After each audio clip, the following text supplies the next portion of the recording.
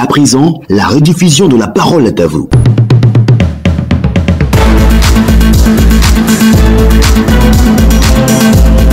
La parole est à vous de ce jeudi. Le thème central, l'orpaillage illégal. L'État, en plus de l'unité spéciale de la gendarmerie, veut créer un cadre législatif et juridique adapté aux réalités du terrain. Le phénomène prend des proportions inquiétantes avec des conséquences humaines, économiques et environnementales désastreuses. Ainsi, 7 articles du code minier en vigueur, celui de 2014, ont été donc modifiés pour renforcer la répression contre cette pratique. Le projet de loi relatif à ces modifications a été adopté récemment par la Commission des affaires économiques et financières de l'Assemblée nationale. Que pensez-vous de cette initiative? Comment mettre fin, selon vous, à l'orpaillage illégal en Côte d'Ivoire? 27 20 25 44 48, 27 20 24 27 87. Daouda Kourouma de Zouan-Ounian dans le Grand Ouest.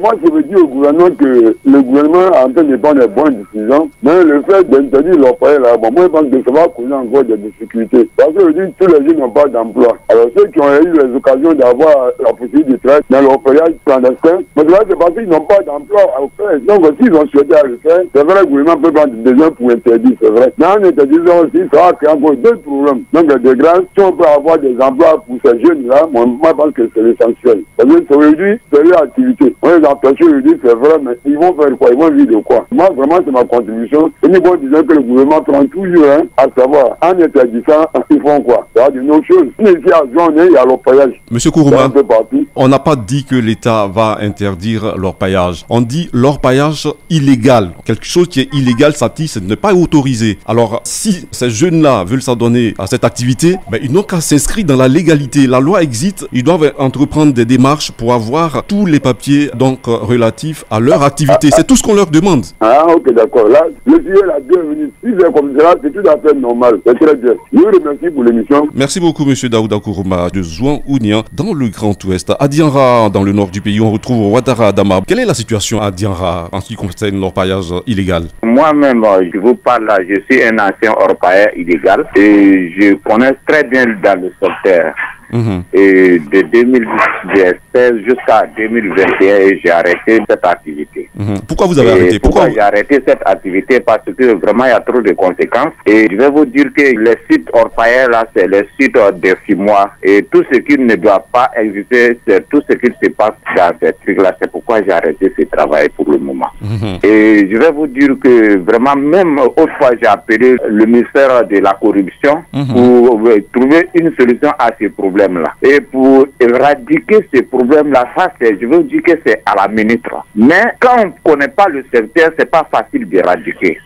Sinon, quand tu vois que ça existe toujours, c'est avec la complicité des autorités locaux que les orpailleurs travaillent. On m'a même demandé de faire un rapport sur ce problème et j'ai déjà fait le rapport. Il me reste de déposer le dossier auprès du ministère de la corruption et des mines et de l'énergie. D'accord. Monsieur Ouattara. C'est pour vous dire que quand vous connaissez très bien le secteur, pour éradiquer ce phénomène, c'est à la minute. Monsieur Ouattara. C'est ce que je voulais. Monsieur Ouattara. On va trouver une solution et ça va passer. Oui. Vous ne partez pas. Vous avez été orpailleur clandestin. Aujourd'hui, vous êtes sorti de ce milieu-là. Quel est le rôle que vous jouez à Dianra? Est-ce que vous sensibilisez les jeunes, vos jeunes frères qui ne connaissent pas encore les conséquences? Vous avez vu les dangers et puis vous êtes sorti de ce milieu-là. Que faites-vous? En tout cas, moi et tous ceux qui sont en collaboration, j'essaie de leur dire que c'est pas un bon métier et c'est un métier qui peut pas, parce que tous ceux qui sont les responsables de ce métier sont les non-ivoiriens. Donc, dans ce secteur, il y a trop de désordre. Donc, je conseille à tout le monde, si vous êtes dans ce domaine, cherchez une solution pour vous faire sortir de cette activité, car c'est pas bon. Si vous trouvez les documents nécessaires pour travailler dans la voie légale, là, il n'y a pas de problème. Mais travailler dans une situation informelle, vraiment, je conseille tout le monde d'arrêter. Et ces jeunes-là vous écoutent quand vous leur parlez, M. Ouattara Adama? Même moi et celui qui est ensemble dans le travail, quand je me suis retiré, il voulait avancer, mais moi, avec mes conseils, aujourd'hui, lui-même, il a banni le métier et il a cherché un autre chemin pour travailler. Merci beaucoup, M. Ouattara Adama. Moi, je n'encourage pas quelqu'un de faire ce métier. Merci beaucoup pour ce témoignage, M. Ouattara Adama. M. Ouattara, aujourd'hui, que faites-vous? Bon, moi, en tout cas, je me débrouille un peu dans les affaires.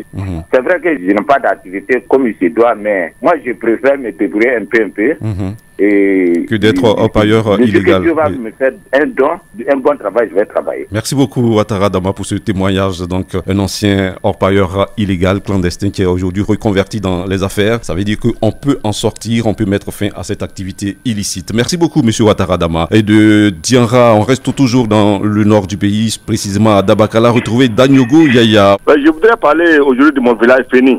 Dans le domaine de Tengrela. Là-bas, il existe l'orpaillage clandestin. Et même dans la région de Tengrela. Cet orpaillage clandestin a des conséquences néfastes sur notre environnement. Il détruit la faune et la flore. Mais pour lutter contre cet orpaillage-là, il faut renforcer la capacité opérationnelle de nos forces de l'ordre, en moyens logistiques et même en lunettes infrarouges. Puisque cela vient inflater la nuit. Comme l'a dit M. Ouattara Dama, c'est nos frères de la sous-région qui viennent détruire notre région en Côte d'Ivoire ici. Pour la plupart. Il y a des preuves. Moi, je suis défini 100%. Il y a même des frères qui ont tenté mais qui sont morts dedans. Mais monsieur, dans cette zone, il y a des jalousies. Monsieur Danyogo, oui, ces frères de la sous-région, ils viennent s'installer avec la complicité de nous-mêmes, de la population locale. Oui, bien sûr. Mes parents sont propriétaires terriens. Ils viennent, ils demandent des portions de terre, on leur donne, mais sans même papier, sans des papiers légaux. Mais ils s'installent la nuit, tout. Il faut des trous partout. Comment le mercure est versé dans nos eaux, il n'y a plus de poissons. Vraiment, c'est dangereux. Tu penses que l'État peut, et l'État est le seul à avoir les moyens de lutter contre le période clandestin. D'accord. Les lois sont là, nos forces de l'ordre sont là, il suffit de renvoyer des opérationnels. Merci beaucoup, et monsieur. Avec ça, lorsque les va s'impliquer réellement et résolument, vous allez voir que ça ne va pas finir totalement, mais ça va aller jusqu'à 90% de finition. D'accord. On vous a bien compris, monsieur Danyogo Yaya de Dabakala. Sachez que l'État est à l'œuvre. Le Conseil national de sécurité a décidé depuis le 1er juin 2021 de créer un groupement spécial de répression de l'orpaillage illégal en Côte d'Ivoire. Un groupe spécial donc qui compte 560 éléments, dont 460 gendarmes et 100 agents des eaux et forêts. Monsieur Danyogo Yaya a demandé que ça soit renforcé. Je crois que nos autorités sont donc conscientes de la situation. Et cette unité spéciale de gendarmerie a donc jusqu'à ce jour détruit 1665 sites d'orpaillage illégal et déféré devant le parquet 345 personnes. Voilà un peu donc le résultat de cette lutte qui continue sur l'ensemble du territoire dans les 31 régions. À Bois-Fleur, on retrouve monsieur Kwaku Noël. À Bois-Fleur aussi, il y a l'orpaillage illégal. Tout à fait. Décidément, c'est tout le pays. Dit, cette idée que l'État avait, vraiment, moi je suis tellement d'accord. Cet comportement-là, ici, vraiment, c'est pas la peine. Mais cette phénomène, si c'est en usine, c'est pas un problème. À Bois-Fleur, dans la région de Koussou, il y a 7 sociétés qui travaillent, c'est correct. Mais entre Bois-Fleur et Banaman Rouge, les jeunes gens, ils ont tout percé partout. Et puis en plus encore, ce qui est compliqué, c'est la plupart les jeunes burkinabés, guinéens et maliens. Donc quand ils vont arrêter ce travail, moi je demande l'État puisse trouver une solution pour faire rentrer les jeunes gens. Parce qu'il y a des gens, c'est devenu leur système après eux-mêmes, c'est leur business. Ils envoient au moins 50 personnes, 60 personnes, ils ont leur quota sur eux. Quand ils vont arrêter, partout, ils vont faire des routes partout. Donc vraiment, l'État puisse trouver cette solution. Actuellement, il n'y a plus de terre pour travailler, il n'y a plus de terre pour faire champ de cacao. Absolument. Et puis, ils sont là. Si au moins autant de pouvez boire, les parents font ça. Est-ce qu'on pourrait avoir terre pour travailler actuellement où on est? Ouais. Mais monsieur Kwaku, très compliqué. Monsieur Kwaku Noël. Vraiment. Oui. Est-ce que de temps en temps vous expliquez cela aux populations dans les villages, dans les contrées, parce qu'ils ne comprennent pas réellement, ils voient tout de suite les retombées financières et économiques, ils ne mesurent pas l'ampleur des dégâts causés par cette pratique-là. Est-ce que vous essayez, vous, en tant qu'intellectuel, d'expliquer un peu aux villageois pour qu'ils comprennent, pour qu'ils prennent conscience? Moi, à ma qualité, je dis aux gens tout le temps, celui qui marche avec moi, je viens dans le département de Sakassou. Je suis cité là-bas, je suis venu acheter parcelle. Je dis à mes frères, faites très attention. L'avenir, après les parents disent, l'avenir se prépare à la jeunesse. Si on prend cette terre pour exploiter 1000 d'or et les enfants, ils vont faire comment? Ah, vraiment, c'est ce que moi je peux dire aux gens. Et puis en plus encore, l'État n'a qu'à appliquer. Il n'a qu'à appliquer. Quand il va envoyer les portes des autres ici, pour qu'au moins, il ne faut pas qu'il y ait l'enquête. D'accord. Parce que ça va devenir les business. On vous a bien compris. On a vu aussi, ils ont ramassé les pots clairs et il y a des gens, pour faire des poteaux, ils ont payé des millions. On vous a bien compris, monsieur Kwaku Noël. On vous a bien compris depuis Bois-Fleur. Merci pour votre contribution. Alors, sachez que nous le disions, en plus de cette unité spéciale de la gendarmerie, l'État a décidé donc d'asseoir un cadre législatif et juridique approprié, donc adapté aux réalités du terrain. 7 articles donc du code minier de 2014 ont donc été modifiés pour renforcer la répression. Par exemple, l'article 184 nouveau stipule ceci: la tentative et la complicité des infractions sont donc punissables. On a dit beaucoup de témoignages. Ces orpailleurs s'installent dans nos différentes localités, dans nos régions, avec la complicité souvent des populations locales, des chefs coutumiers, des chefs de terre, et même souvent par la complicité de certains cadres qui donc se reconvertissent convertissent en orpailleurs illégaux. Et donc désormais, la complicité est donc punie par cette nouvelle loi. La disposition du code pénal relative aux circonstances atténuantes et aux sursis ne sont applicables aux infractions prévues donc et punies par cette présente loi. En cas de condamnation pour les infractions prévues à l'article 183, le juge peut ordonner la confiscation générale ou spéciale au bénéfice de l'État du matériel ayant servi à commettre l'infraction et les produits qui en ont résulté. Monsieur Koné Amidou de Daloa. Vous voyez, après votre commentaire tout à l'heure, est-ce qu'il y a quelque chose encore à dire? Je dirais simplement, chapeau à l'État. Chapeau, chapeau, chapeau. Maintenant, il faut aller plus loin. C'est-à-dire que c'est nous-mêmes qui sommes complices.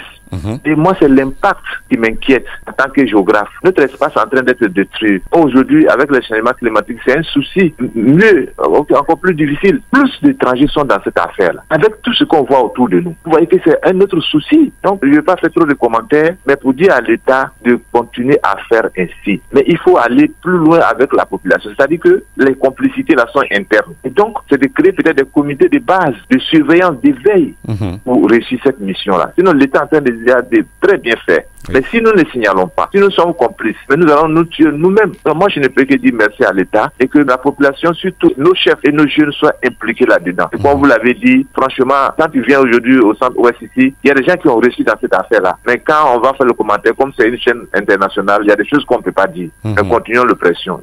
Monsieur Koné Amidou, oui. Vous ne partez pas. Vous êtes leader communautaire. Est-ce que la lutte contre l'orpaillage illégal fait partie de votre cahier de charge aussi? Est-ce que vous vous impliquez dans la sensibilisation?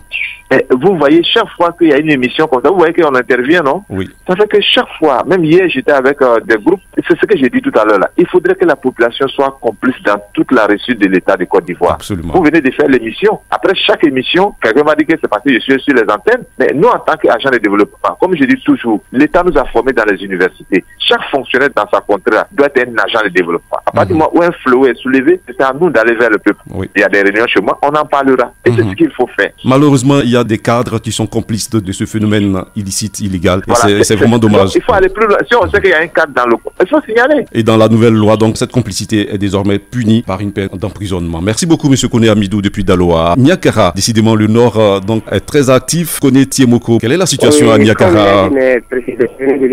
J'ai été un exploitant aussi à Tortia. Ça, c'était en ce moment le diamant. Un orpailleur clandestin? Oui, à Tortia, oui. Vous êtes sorti donc de ce milieu? La lutte que l'État est en train de mener est une très bonne lutte, mais vraiment ce n'est pas facile.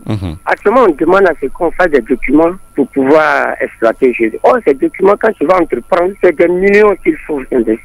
Où avoir ça pour pouvoir tenir ces dossiers administratifs. Donc, au moment de Tortia, il y avait un bureau où on partait, on nous délivrait des documents qui nous donnaient l'autorisation d'exploiter. Et chaque fin du mois, tu partais signer, tu payais un droit avant de signer. Bon, là, je crois que aussi ce côté-là, on peut s'en taper partir à la direction de mines. Tu vas, on t'attribue un document, on te dit, bon, ça te soit. Maintenant, si on a obtenu ce genre de documents-là, si tu rentres à la mine, que les escadrons rentrent, ils te voient avec ces documents, bon, on sait que, bon, là, tu as reçu au niveau de la mine, tu as autorisé pour exploiter. Maintenant, la gendarmerie est là aussi pour pouvoir suivre ceux qui font du n'importe quoi, pour pouvoir les traquer. Si on veut arrêter directement, vraiment, ce n'est pas facile. Parce que moi, je l'ai laissé, j'ai obtenu une somme avec l'agence emploi jeune. J'ai eu une somme, j'ai commencé à faire l'élevage de la volaille.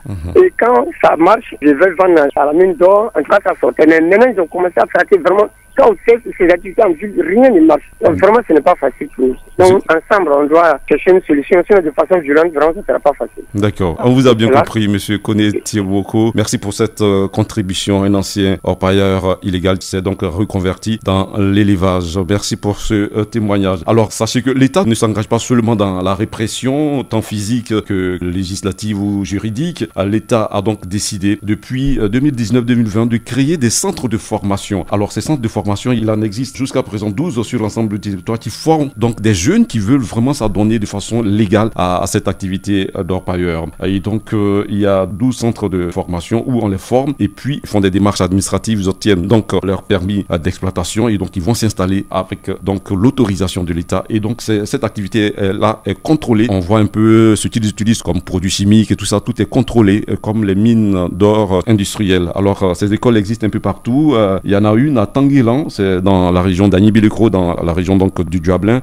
Une existe à Nebo, à Divo, d'autres existent à Bundiali, à Boisflé. Aux jeunes Ivoiriens, si vous voulez vraiment exercer de façon légale cette activité, cela est permis. Entreprenez des démarches pour avoir l'autorisation et puis faites-vous former dans ces centres-là qui existent un peu partout et vous pouvez vous installer de façon légale et mener librement votre activité. Sur notre page Facebook, le sujet préoccupe un peu tous les Ivoiriens. Tano Yeouman Josué qui écrit ceci: il faut mettre l'accent sur une sensibilisation poussée sur les méfaits de ce phénomène, impliquer véritablement les autorités administratives et coutumières, surtout les chefs de terre. Kwaku a nombré depuis Affaire, il faut que la population joue franc jeu et que l'État rende plus accessibles les documents afin que les nombreux jeunes s'inscrivent dans la voie de la légalité. Et puis Steven Asseman depuis Agnan Suisse dans l'Indéné Duablin: tant que les populations locales resteront complices, ça sera presque impossible de lutter efficacement contre ce phénomène. C'est fini pour aujourd'hui. Demain, vendredi, on se retrouvera pour un autre sujet de La Parole est à vous. Merci à tous, merci à toutes d'avoir participé à cet espace donc de débat. À demain pour un autre numéro.